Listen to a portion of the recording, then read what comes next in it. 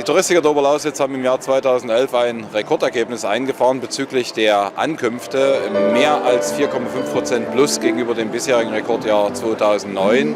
Und darauf wollen wir natürlich aufbauen und dementsprechend werden gemeinsame Projekte angegangen für neue Produkte im Aktivtourismus, auch länderübergreifend, grenzübergreifend mit Brandenburg, mit Polen.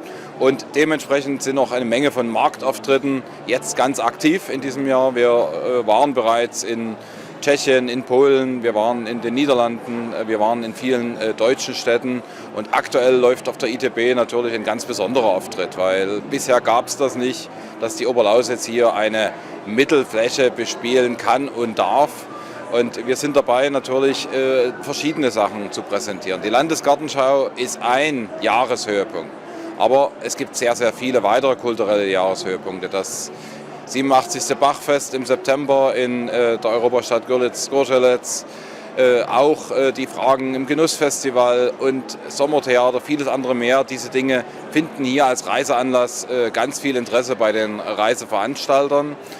Mit unserer Einladung auf die Oberlausitzinsel folgen natürlich auch sehr, sehr viele internationale Individualreisegruppenveranstalter aus Luxemburg, Schweiz, Österreich neben den Deutschen und erfreulicherweise auch die Reisejournalisten. Und wir freuen uns, wenn ab morgen dann die Gäste den Stand stürmen werden und wir sie informieren können, sowohl über den Aktivtourismus als auch über die kulturellen Möglichkeiten und natürlich auch über die ganz kleinen Dinge am Wegesrand, die es zu entdecken gilt, bis hin zum Thema Genuss, Umgebindehäuser, Industriekultur. Ja, es freut uns natürlich besonders, dass auch die Arbeit der Marketinggesellschaft Oberlausitz Niederschlesien hier gewürdigt worden ist im Rahmen der ITB, und zwar zum einen im ITB Cinema.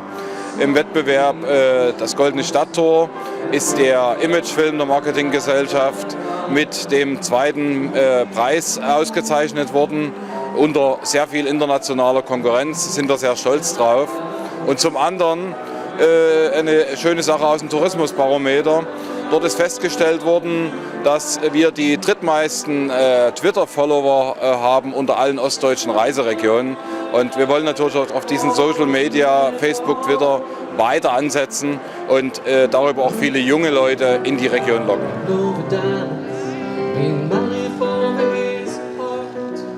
That's not a shape of my heart.